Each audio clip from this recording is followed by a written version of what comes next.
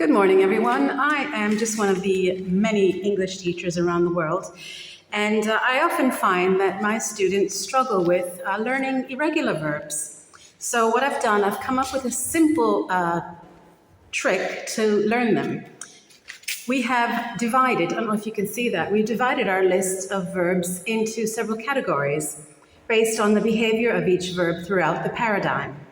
So we found that the verbs that do not change at all, like bet, cost, cut, we've called these the blue verbs, and we've put them all on one single sheet. I don't know if you could see that.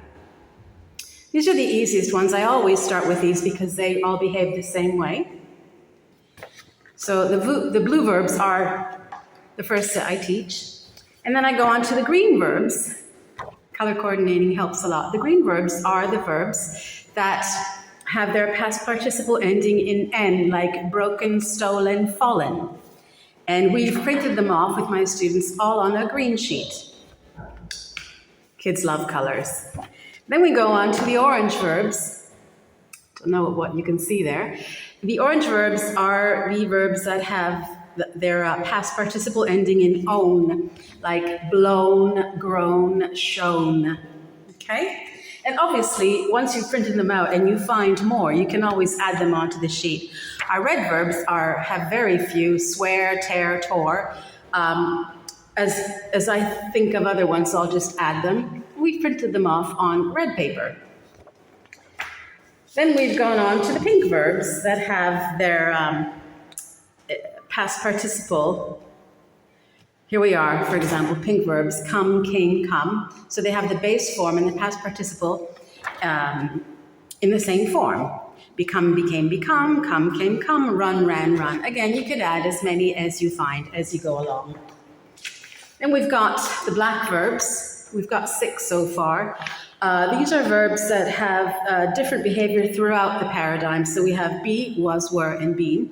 Do, did, done, draw, drew, drawn, go, went, gone. So these will be particularly easy to learn because they are different. I'm trying to go quick, so here we go. Purple verbs. These are the verbs that have the core vowel that change from I to A to U, such as begin, began, begun, sink, sank, sunk, sing, sang, sung, and so on and so forth. These are the purple verbs. You could obviously print this off on a light lavender sheet of paper so it won't be too dark. Then we've come to the yellow verbs. Here they are. There's lots of them. So we've had to subdivide them into categories. Verbs ending in LT, like spill, spilt, spilt, or spell, spelt, spelt. Verbs ending in OUGHT, like bring, brought, brought, buy, bought, bought. Words ending in AUGHT, like teach, taught, taught, catch, caught, caught. Verbs ending in NT, like burn, burnt, burnt, lent, lent, lent, mean, meant, meant. And PT, sleep, slept, slept, keep, kept, kept, and so on and so forth.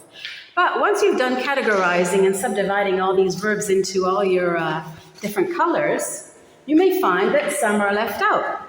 These are what I call my leftover verbs. I've printed them off on a yellow sheet, basically because they do behave like yellow verbs, wherein the second and third, we call them columns. It's really past simple and past participle.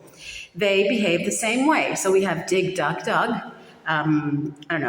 hear, heard, heard, and so on and so forth. These are all the verbs that that have been left out from this strict categorization. We just call them we call them leftovers. So I hope this has helped you. It's a very, very easy way to learn. I find it works with my students. If you're a teacher struggling to teach your irregular verbs to students, you might want to try it. And if you're a student who's trying to learn them but finds it very difficult, try it.